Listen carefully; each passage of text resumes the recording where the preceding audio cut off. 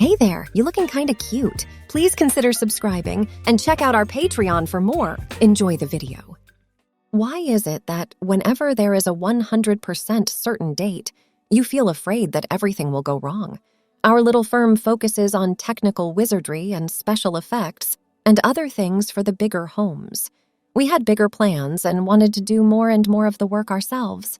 It had finally got us a big client, at least for us, thanks. They were unhappy with the way their current firm was promoting their new line of products, so I was able to persuade them that we should do a better job. We had to turn in a finished spot that we made ourselves on Friday. The first 30 seconds of it, when it was done, would lead to a lot of new work, or if we messed up, would make us the lookout of a cruel and fierce business. Last Monday, we were meant to film the ad, but things began to go badly after that. Things got ready, the model was ready and there, but the computers chose now as the time to go on strike. My girlfriend Carol, our tech wizard, was so angry that she could barely breathe. The Wizard of Words certainly fits because Carol is a pro at virtually mentally communicating with the racks of tools spread out in front of her. The huge screen right in front of her had a lot of confusing signs, along with buttons that she uses to improve, shape, change, and distort reality just enough to make a good graphic effect. Lots of other small monitors and weapons of mass destruction were spread out in the room so she could easily reach them. She had built it herself. There was nothing fake about how good she was with the computer. She didn't look like all the other techno-nerds or even a partner in a creative firm. She was short, about 5'2", and had an unfashionably big body and black hair that is cut short. A picture of her kids was taking over every empty spot in her lair. Her attitude wasn't the normal motherly one. It took on a lot more of the fiery Latin temper of her Mexican ancestors. May God punish anyone who caused her pain. On Monday, it was something in the pile of gear that was the one she was mad at. I don't act like I understand. I knew what the trouble was because I was the team's money man. I only wrote the checks when she told me to. It's something, regardless of what was important and could only be found in Asia. What with all the time difference and the risks of sending goods between countries, it would be at least Thursday before we were ready. I bit my nails again, and we sent everyone home. Thursday morning, the too small package showed up, and by that afternoon, we were all together again. The commercial needed a model dressed in formal Victorian clothes to enter her with a shirt and skirt on and her hair in a tight, proper bun in the kitchen. I'm aware that there aren't many neighborhood housewives who do the dishes while dressed in Victorian clothes, but research had shown that the Victorian style was back in style. Even if June Cleaver wore pearls to wash dishes, our housewife could pull it off in a Victorian shirt with a high neck. The dining room was a little out of date, with a lot of wood blocks and tile. She messes around for a while, picks up the item, and is taken to an area of, just by opening the cap, flowers in the wild. Her hair falls out by magic and she stands there, the wind making her hair and skirt blow, while the speaker talks about how great fresh scent is as soap for washing dishes. It's likely that they poured little drinks full of industrial cleaning glop and cheap perfume, but I didn't care. During the week, Carol did most of the work, taking small steps to turn the kitchen into a garden, and the work was lovely. If you paid close attention, you could see specific appliances suddenly change into countertops, turn into hilltops, and windows with flowers and trees open up and change into a sky full of clouds. It was just that very pretty. We now had to find a model.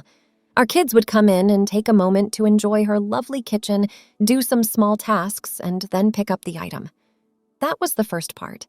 After that, we went on the blue screen. She touched the bottle and just stood there. We turned on the wind machine to blow her away while she styled her hair and clothes in an artsy way. What was wrong was that there was no sign of the model.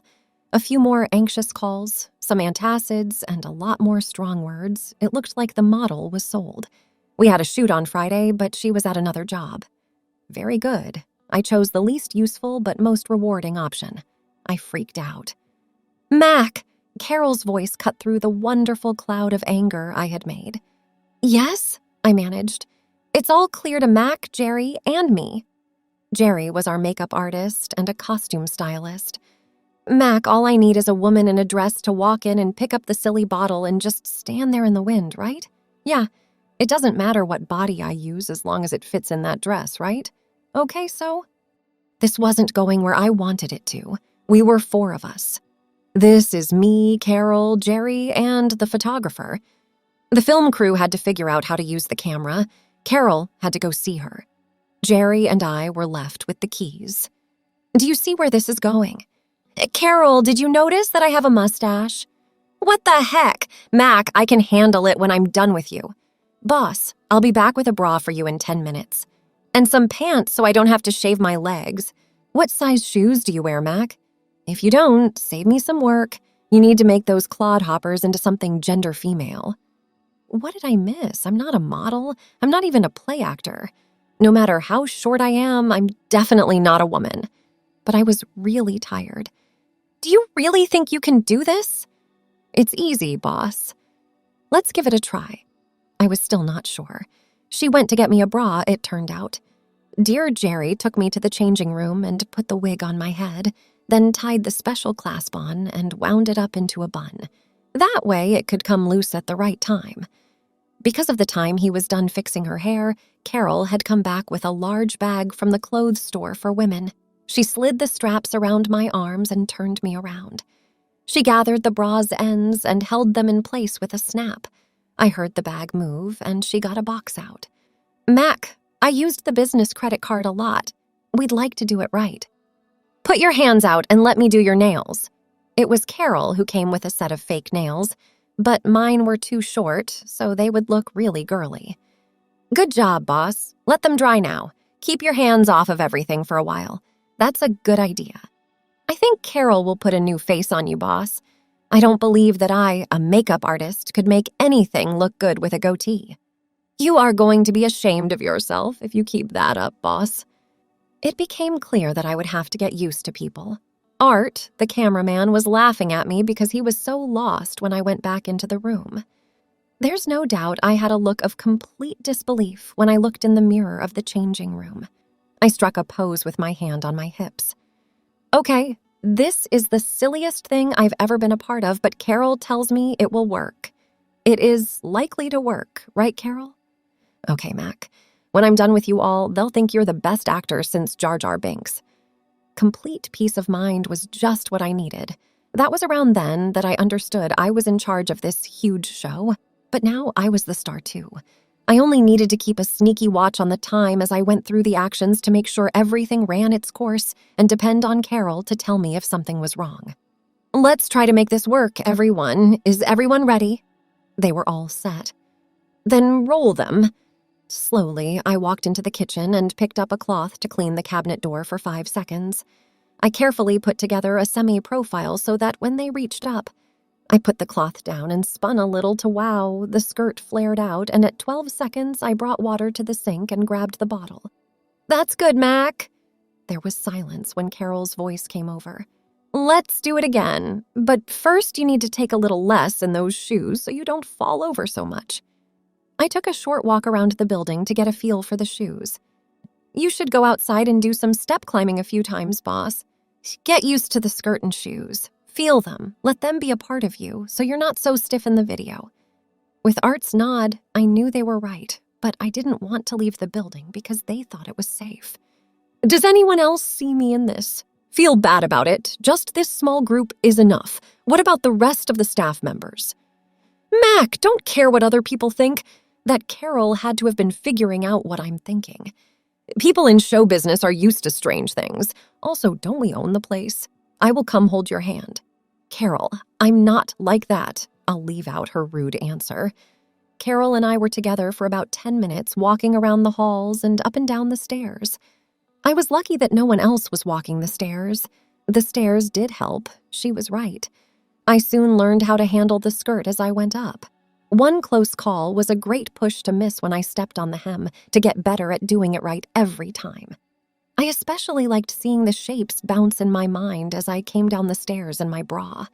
I became much more at ease with my new clothes by the time we went back to the studio. The first part of the scene was shot more than once, and by the last shot it felt almost natural. being careful to take readings of where the camera was when we moved it to the blue to get ready for the second half. The bottle seemed weird to be sitting on a blue table in front of a blue wall, but things aren't always what they seem to be, right? Right on time, I picked up the bottle, carefully looked at it, and then held it to my heart like a long-lost lover. Cut! Mac, I'm sorry to say this, but your nylons are making the skirt's lines look bad. This time I felt really bad about myself. Don't worry, Mac, this is a normal response. Dear Jerry was on offer. I'll put your hair back up while you sit down. His tone was so serious that I just sat down and let him go to work. Letting him brush and style my wig, even though everyone was looking, was nice. How did this happen? What does a big man do with a brush and comb? One day I had to ask him because he looked so out of place getting ready for work, but today wasn't the day. It was time to try once more. I took the bottle and Art led me to a place where we could pick up where we left off in real life. Put your arms up, hug the bottle, and let the breeze take off the clip, shake the head, and enjoy the fresh scent. It was done a few more times to be sure, and then it was over. I put on my suit again and went to my office, leaving Carol to work her magic. At that point, Jerry knocked on the door and put down a shopping bag. Here are your clothes, boss. Then he was gone, but his grin wasn't quite hidden. It was time to go home. As I left, I checked on Carol, but she had such a focused look on her face that I didn't bother her. It was hard that night. I was really scared. Did this happen? Is this really going to work? She knew she could work, she thinks, but really, me as a housewife. To make things even worse, I kept seeing that skirt brushing and the surprisingly good feelings that wearing a bra had made them feel. I really didn't want them to be in my office, and that made me worry about something new. Did I like it? Putting on clothes for women? I guess I did. When morning finally came, I went straight to Carol's lair. It looked like she had been there all night, maybe even all day. She did. Hey, it's 10 o'clock, Mac. It looks great. You're really nice. Hey, partner. I tried to look busy by biting my nails. I kept my eyes on the package on the chair by the door. The clock moved slowly, or even went backward, I'm sure of it, but in the end it was 10. About the whole staff gathered in front of the big TV, and Mary put the tape into the Blu-ray player. A sudden snowfall, and then I was, cleaning the cabinets and putting away the bottle, and then going to the fields of fancy. It turned out just the way I imagined it would. Carol had done even better. My humble fizz with a mustache was gone. The face on the screen looked real and nice. Besides that, there was a clear, subtle similarity to my own face. Changes made it look very girly. My twin brother or sister looked like they had a belly that wasn't there when the scene was filmed. There was some clapping as the tape ended. We had made it. All that was left to do was check with the client to see if they liked it. Besides that, but no one seemed to get the idea that I was the body on the screen. Carol, I'd give you extra money if you weren't my partner. Will you make a copy for Jerry to see how it turned out for you? June, send the message as soon as Carol is done with it to the service to get it to them. People, we have a winner. The rest of the day wasn't very exciting. I was looking forward to the client to call, but there's been no word. I think it must have been just another 30-second spot. One of many, for nothing special. When it was time to leave, I went home with the shopping bag I'm holding. I tried hard not to think about it on Saturday, but on Sunday I gave up. I chose to wear the girly clothes again. I thought they were a bit big. I was wrong about the size, but I still wore them. It took almost all my nerve to go into the women's room and quickly grab a bag of nylon underwear. I quickly looked over it, found my waist size on the back of the package, but when I got home, I saw that the numbers were hip sizes. They were too big for me because I didn't have any hips. He even put the wig in the bag, bless his heart, along with the brushes and other things. I guess it looked nice. He could tell I liked the clothes. I nearly forgot to worry about the client because I was having so much fun getting dressed up and doing things around the house. Even washing plates was fun and kept moving my arms. Perhaps a real woman gets over this beautiful dress after wearing one for years, but this feeling is great. When Monday came around, I didn't want to put on my male clothes. Getting to the office, I was tense for 45 minutes before the client called. They liked our work, and after some tough talks, We were hired to make a set of ads in which their goods would take people to faraway places. So much so that they said we had to use the model from the first ad in all of them. I tried to change what they thought about the model. I was still feeling bad, even saying that I liked dressing up a lot, but they were firm, though. As the months went by, I found myself getting a lot of clothes for women, and I felt a little bad about giving up my boxers for pretty underwear and my clothes. At first, every time I moved my hips, the nylon pants, there was no way I was going to put on boxers again. At Carol's suggestion, I shaved my legs and arms, which changed less about my body, but I kept my beard, even though she said it might be good for me to begin to shave. She taught me how to use a prop, so I didn't have to worry that I would mess up the picture. I also liked that I could wear a skirt inside without making the shape look bad in the mirror. I never left the studio, but my new body went to the most awful places: the Amazon, the desert, and the tops of hillsides, the bottoms of valleys, or any place that a wild mind could come up with to bring out the natural beauty of our clients' goods. When the first few ads were over, no one knew who the star was. A lot of nice people made fun of me, mostly in the afternoon when a big client called while I was on set and had to run to my office to get the details I needed. The ads were a huge hit, capturing the public's imagination. A lot of fresh scent items were sold off the shelves, and I even started to hear talk about the fresh scent lady having a chat on the street. I know that I really should have seen it coming, but I didn't take the chance of. Now was the time for the client to make use of her in person. They were going to have one of those dull events where they would be releasing their newest goods, and it was important for them for their public face to be there in person. I was dying to tell them she was pregnant and moved to Patagonia, but I kept my word because it made the most sense to find out what I could do. I called Jerry right away and told him about my problem. "Mac, please stop. It's strange that it took this long. I know you had to do this when you got the deal. I'll plan everything out. You're not the first man I've had to become a woman. You already had a good body, but I can't promise that you'll meet Carol's expectations. When is the party?" 30 days. Not bad at all. We can teach you how to be a lady, or at least enough to keep you going for an hour at a party. Have you tried corsets at home yet? No, I carefully answered. Hip belts. Sure, thanks for leaving that list. I knew it would make you happy. You're going to need a corset to make this work. You could try Betty Jeans on Avenue C, tell her my name and she'll be nice to you, and don't forget to bring your bra along with you. They serve almost as many cross-dressers as they do real women, so don't feel ashamed.